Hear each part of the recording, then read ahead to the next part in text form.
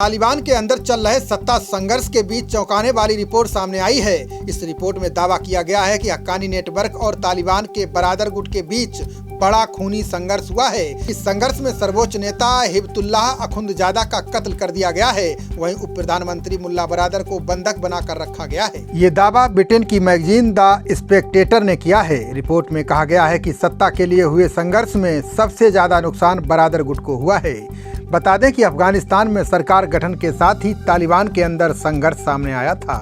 बरादर गुट व हक्कानी नेटवर्क सत्ता में हिस्सेदारी को लेकर आपस में भिड़ गए थे। मैगजीन ने दावा किया है कि सितंबर में हक्कानी नेटवर्क और तालिबान के बीच सरकार गठन को लेकर बैठक हुई थी।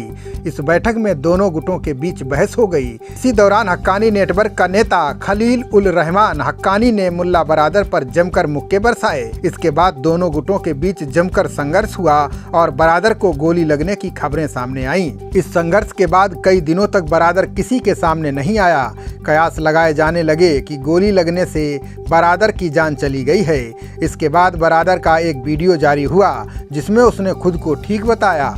मैगजीन का दावा है कि उस संघर्ष के बाद हक्कानी नेटवर्क ने किसी अज्ञात जगह पर बरादर को बंधक बना रखा है और उससे वीडियो भी जबरन बनवाया गया था। इस संघर्ष की शुरुआत समावेशी सरकार बनाने को लेकर हुई। मीडिया रिपोर्ट्स के अनुसार बरादर अफगानिस्तान की स्थायी सरकार में अल्पसंख्यक और गैर तालिबानी नेताओं को भी शामिल करना चाहता है, जिससे अंतर्राष्ट्रीय समुदाय इस सरकार को मान्यता दे। हक्कानी नेटवर्क ऐसा नहीं चाहता था। इसी को लेकर दोनों गुटों के बीच विवाद हुआ जो खूनी संघर्ष में बदल गया। ये भी दावा किया जा रहा है कि काबुल की सत्ता पर काबिज होने को लेकर दोनों गुटों के बीच विवाद है। बरादर खेमा अपनी कूटनीति को सत्ता पर काबिज होने की वजह मानता है। वहीं हक्कानी नेटवर्क अपने आत्मघाती रवैये को काबुल की सत्ता का श्रेय देना चाहता है। तालिबान का सर्वोच्च नेता और खूंखार आतंकी हिजबुल्लाह अखुंदजादा भी कई दिनों से दुनिया के सामने नहीं आया है।